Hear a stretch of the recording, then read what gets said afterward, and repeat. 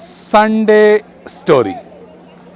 कालिदास एक बार बहुत प्यासे थे और एक माता के पास पहुंचे और बोले, मुझे बहुत प्यास लग रही है, मुझे पानी तो पिलाओ। तो उस माता ने कहा कि तुम हो कौन? तुमने अपने बारे में तो बताया नहीं। पानी मैं अवश्य दूंगी, पर तुम हो कौन? तो वो बोले कि मैं एक पथिक हूं। तो माता बोली, पथिक कैसे हो सकते हो? पथिक तो सिर्फ सूरज है या चंद्रमा है जो हमेशा चलता रहता है। तुम पथिक नहीं हो सकते। बोलो तुम क्या हो? तो वो बोले, मैं मेहमान हूं, मुझे पानी पिला दो।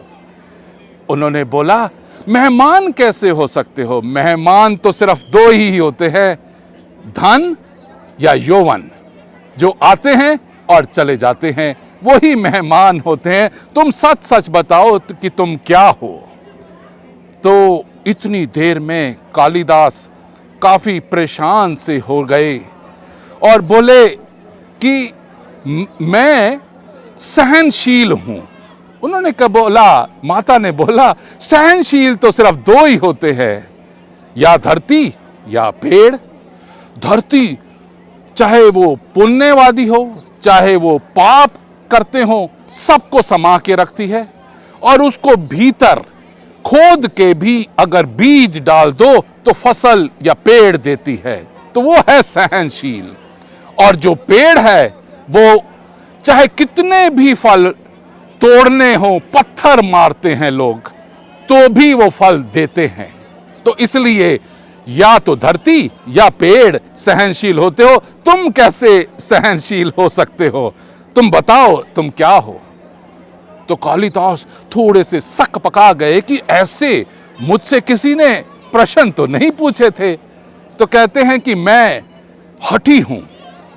उन्होंने कहा कि हाँ, तुम हठी कैसे हो सकते हो? हठी तो फिर सिर्फ दो चीजें हो सकती हैं, या नाखून या बाल। जितनी बार भी काट दो वो फिर आ जाते हैं। तो हठी तो सिर्फ दो ही चीजें हो सकती हैं।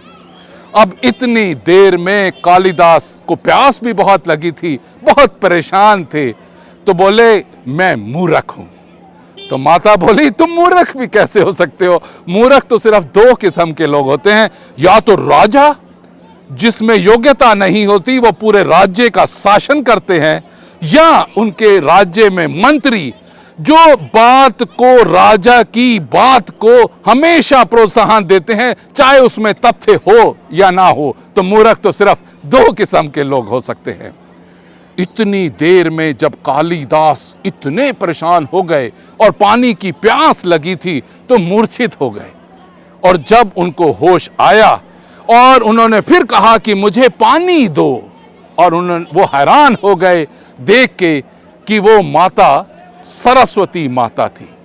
और सरस्वती माता बोली कि तुम शिक्षा तो ले चुके हो, विद्वान तो बन चुके हो, मगर तुम्हारे अंदर से अभी अहंकार नहीं गया। ये जो संवाद आज मेरे और तुम्हारे बीच हुआ है, वो सिर्फ इसीलिए हुआ है कि मैं ये तुम्हें कहना चाहती हूं कि शिक्षा लेने के बाद, विद्वान होने के बाद, ये अहंकार को छोड़ना होगा। जिस दिन तुम इस अहंकार को छोड़ दोगे तो उसकी वजह से, शिक्षा की वजह से जो तुम्हें प्राप्ति होगी वो भी बहुत बड़ी होगी, वो भी बहुत अच्छी लगेगी। Thank you very much. God bless you. Have a nice Sunday.